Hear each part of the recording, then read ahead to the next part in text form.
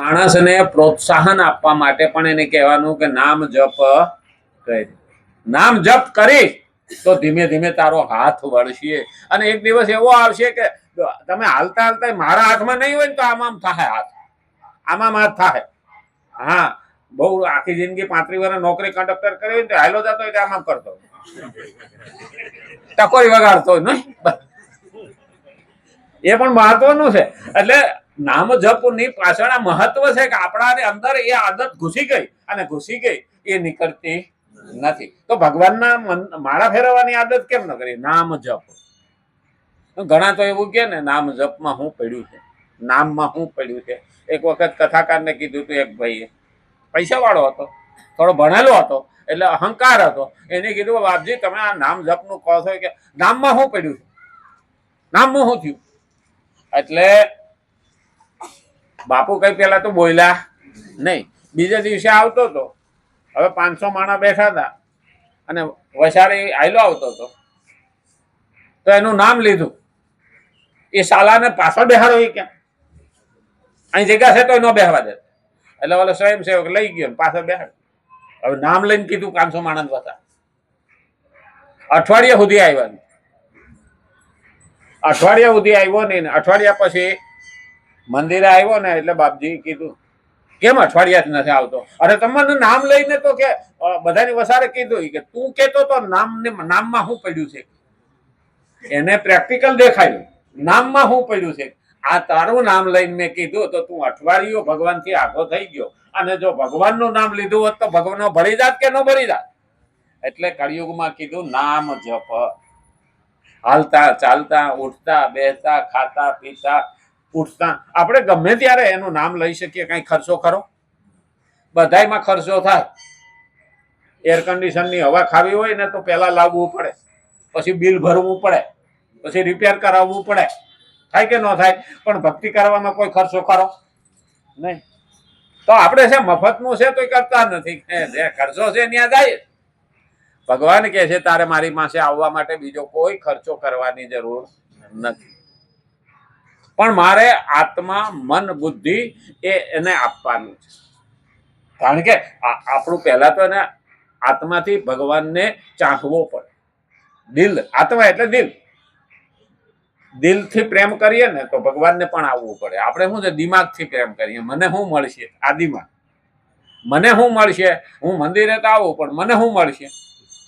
એટલે ભાઈ કાંઈ ન મળે ત્યાં તાર જવાનું જ નહીં. તો કૂતરો કે જ્યાં રોટલો મળે ત્યાં જાય. તો તારામાં ને એનામાં શું ફરક? પેલા યાદ રાખો, મને કાંઈ મળે કે ના મળે, પ્રભુ તારા ઉપર પ્રેમ છે ને સવારે તારા દર્શન કરું ને એટલે મને આનંદ આવે. આને કહેવાય અંદરનો આનંદ. અને આનંદ સ્વરૂપ ભગવાન છે. ભગવાનનું એક બીજું નામ છે આનંદ સ્વરૂપ. ભાગવતમાં આવે. પણ આપણે આનંદ, સુખ અને શાંતિ આ 3 માટે આખી જિંદગી કાઢી નાખી મહેનત કરી કરી. ના તો સુખ મળ્યું, ના શાંતિ મળી, ના આનંદ મળ્યો. હા, આપણે એવું માનીએ છીએ કે વસ્તુ આવે તો સુખ મળશે. ના, વસ્તુ આવે તો સગવડ મળે, સુખ મળતું નથી.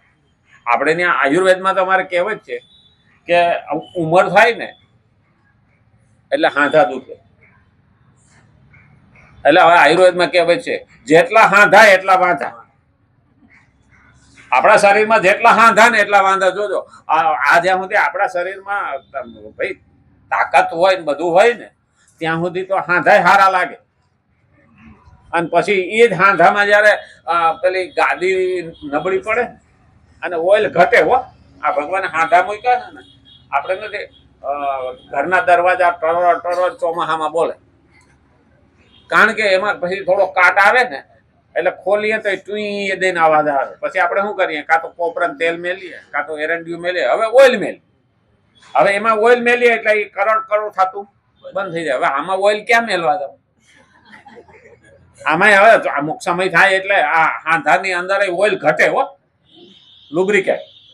એટલે એ હાંધામાં એ તો એ લઈને જ ભેગું હાલવાનું. ભાઈ આ માસડો એમને ન જવાનું.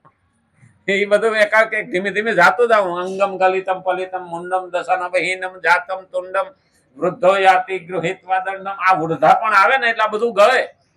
એટલે એ રોવાનું હોય નહીં. હંસલો નાનો ને દેવળ જૂનું થયું છે. બાકી આત્મા તો ઈનો ઈ જ છે, હંસલો એટલે આત્મા.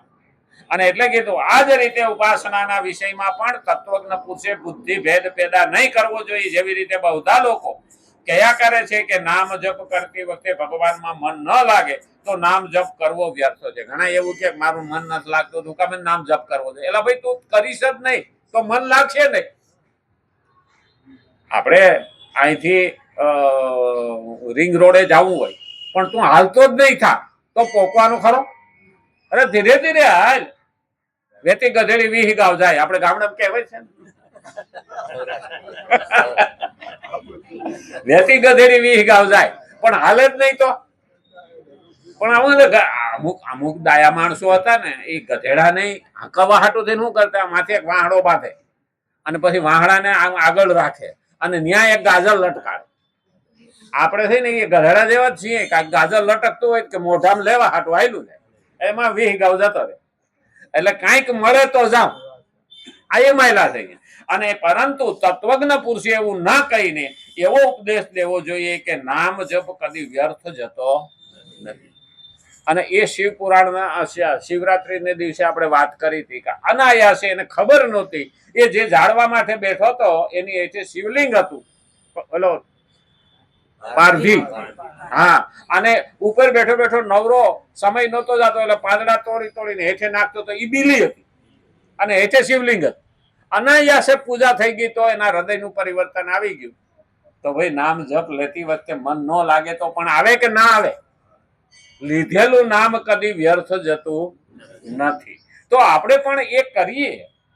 બધું ન આવડે તો કઈ નહીં, રામ રામ તો આવડે. રાધે કૃષ્ણ થોડુંક હા જીભ નો વરે, દાંત મોઢામાં ન હોય તો હા આપણે બોખા થાય એટલે પાછું રામ રામ તો બોલી શકાય, નહીં તો આપણી ધમેણ માંથી હવા નીકળી જાય. હા, કારણ કે જેમ દાંત જાય એમ બોલવામાં તકલીફ થાય. અને એટલે જ કીધું શકતા, કેમ કે નામ જપ કદી વ્યર્થ જઈ નથી શકતા. કેમ કે ભગવાન પ્રત્યે કઈ ને કઈ ભાવ રહેવાથી જ નામ જપ થાય છે. ભગવાન તરફ ભાવ હોય નામ જપ થાય. ભાવ વિનાના નામ જપમાં પ્રવૃત્તિ જ નથી થતી. આથી નામ જપનો કોઈ પણ અવસ્થામાં ત્યાગ ન કરવો જોઈએ. જે આમ કહેવામાં આવ્યું છે કે મનુવાન તો ચહું દિશી ફિરે યહ તો સુમિરીન નાહી, તેનો પણ આ જ અર્થ છે કે મન ન લાગવાથી એ સુમરીન સ્મરણ નથી, પણ જપ તો છે જ. ભલે સ્મરણ ન કર્યું પણ જપ તો છે જ. કારણ કે ભલે મનમાં ન ઉતરું પણ કામ તો થયું ને, હાથથી આંગળીથી પાથી આંખોથી થાય જ છે. એક એક એક એક આપણે હાલતા હોય ને, આપણે વિચાર ગમે ન કરી પણ પગ હાલતા હોય ને તો આગળ રસ્તો કપાય કે ન કપાય. એમ આપણે જયારે નામ જપ કરીએ ત્યારે મનમાં ન બેહે, મન ન લાગે તો પણ કરવું. એક વખત કચરો નીકળવા તો દો. જયારે માળા કરવા બેસ્યો, નામ જપ લેવા બેસ્યો ને ત્યારે દુનિયાનો કચરો મગજમાં આવશે, પણ એ નીકળતા નીકળતા પછી એક સમય એવો આવશે કાંઈ રહે નહીં અને નામ જપ ચાલુ થાય. એ નામ જપ આપણો ટિફિનમાં તૈયાર થાય. અને એટલે જ ભગવાને કીધું છે કોઈ પણ મનુષ્ય સર્વથા ગુણ રહિત નથી હોતો. કોઈ પણ મનુષ્ય ગુણ રહિત નથી. ગુણ રહિત એમાં ઘણા ગુણો હોય પણ 3 ગુણ મહત્વના છે. રજો ગુણ, તમો ગુણ અને સત્વ. ગુણ રહિત નથી હોતો. કોઈ ને કોઈ માણસમાં નાનામાં નાનો ગુણ હોય, કોઈનામાં ભાવ હોય, કોઈનામાં પ્રેમ હોય, કોઈનામાં હોય અવગુણ હોય. તો ગુણ નાનો હોય ને તો પણ મોટો કરીને જોવું. કોઈનામાં દયા હોય, કોઈનામાં પ્રેમ હોય, કોઈનામાં ભાવ હોય, કોઈનામાં આવકાર દેવાનું મહત્વ હોય, કોઈની મદદ કરવાનું મહત્વ હોય. આ બધા ગુણો છે.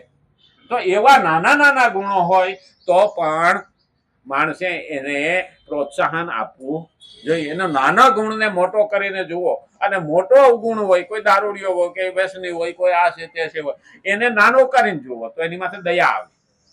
કારણ કે વ્યસન કર્યું છે, કાં તો સંગતથી આવ્યું, કાં તો ચિંતાથી આવ્યું, કાં તો કોઈ એને દબાણથી આવ્યું, અને કાં તો એના તરફ વળી ગયો. સારું ન મળ્યું એટલે હાહતા તરફ વળી ગયો. તો એની માથે દયા ખાવાની.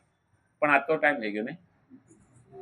હા, આજ તો ટાઈમ થઈ ગયો. કારણ મહત્વનો પોઈન્ટ આવ્યો. કોઈ પણ મનુષ્ય સર્વથા ગુણ રહિત હોતો નથી. એનો આવતીકાલે જો રામચંદ્ર ભગવાન કૃષ્ણ કનૈયા લાલ ગજાનંદ ગણપતિ ભગવાન કી જય. નમઃ. હર હર મહાદેવ.